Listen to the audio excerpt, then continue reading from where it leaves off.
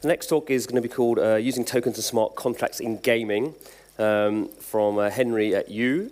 So Henri's actually in the room, he's at the back, and we're happy to take questions, but he's more comfortable doing this presentation via video, so he's made a video for us. So a slightly novel way of doing things. But should we roll the video, please? Give a big hand for Henri.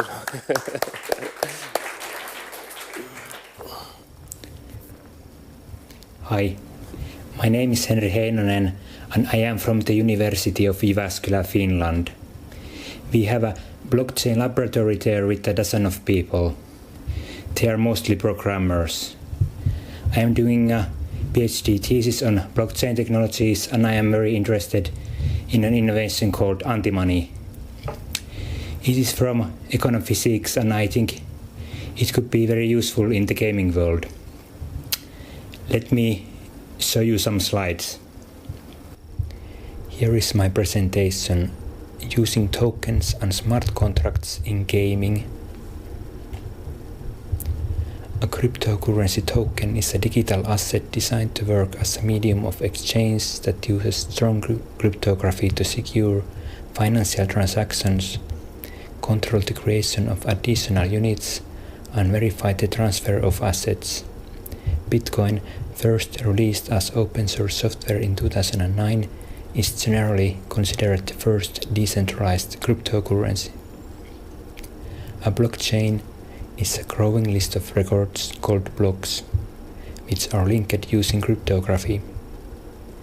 Blockchain-based smart contracts are proposed contracts that could be partially or fully executed or enforced without human interaction. The main idea: cryptocurrency tokens are not just to replicate the current monetary system in the decentralized digital world. New money innovations could and should be experimented with them. Here I am proposing to use blockchain and smart contract technologies to implement the idea of anti-money from econophysics. Let's call these anti-money tokens anti-tokens. Anti-tokens are both anti-money and cryptocurrency tokens.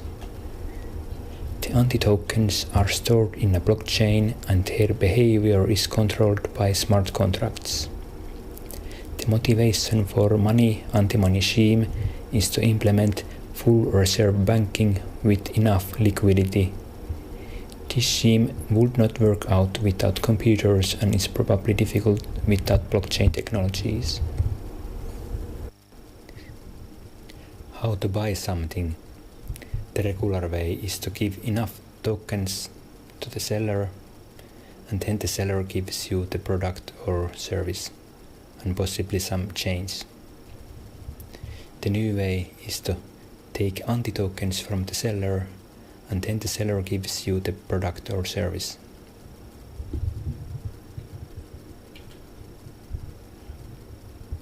What to do when you do not have enough money to buy something?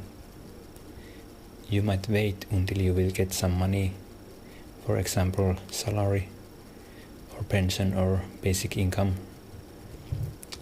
You might borrow money from your friend. You might use your credit card to buy the product or service. And in the near future, you might take anti-tokens from the seller to buy the product or service.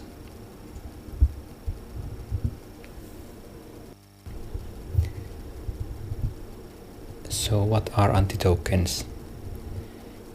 If tokens are money or cash or debit, anti-tokens are credit. In an economy of tokens and anti-tokens, if a buyer is not able to find enough tokens, a trade could still be successful if the seller had enough anti-tokens. Let's imagine a game world where the player wants to buy a healing potion that costs 10 tokens, but the player only owns 8 tokens. The seller of the healing potion might be willing to sell the potion by giving some of his anti-tokens to the buyer.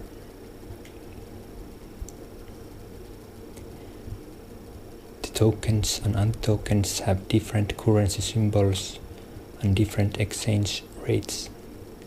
For example, the exchange rate of token could be 2.0 euros per token, and the exchange rate of anti-token could be minus 3.5 euros per anti-token. And here's the mathematical equations how to compute the real monetary wealth of the B-currency system. In the equation, omega is the real monetary wealth.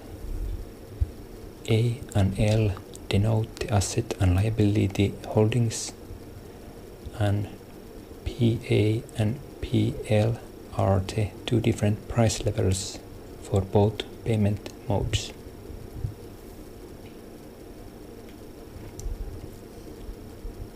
Hoarding anti-tokens and destroying anti-tokens without contributing to the economy should be made difficult. A smart contract can be made with Solidity language to pair tokens with anti-tokens. With Ethereum alarm clock service, it is possible to schedule transactions. For example, paired tokens could be sent to third party if anti-tokens are being held for too long. This is like Freecoin's demurrage fee.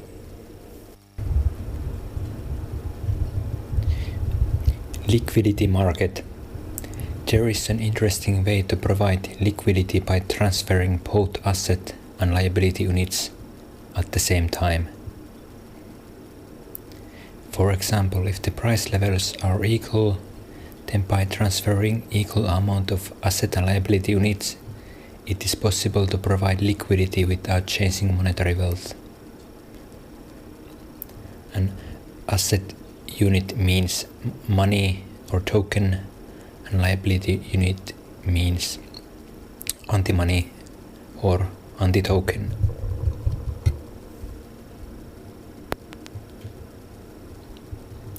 And the result of this research shall be published in the peer-reviewed Ledger Solari journal.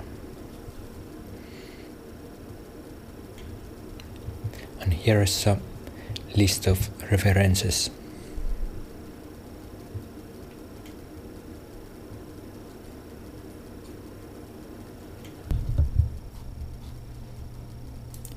There is a website called CoinMarketCap. Here you can see that there are around 2,000 different cryptocurrency tokens, and a big number of them are using their own blockchains. Some of them are using the Ethereum blockchain. There are different properties in different blockchains. For example, in Bitcoin, the time between two blocks is about 10 minutes, which might not be fast enough for some applications. The time between two blocks in Ethereum is around 12 or 15 seconds. There might be need for even faster consensus. The game developers need to choose the blockchain technologies that suit their needs. We are doing research on our blockchain laboratory. Please contact us if you have any questions. Thank you for listening to my presentation. I hope you can send me any questions and comments via email. Bye.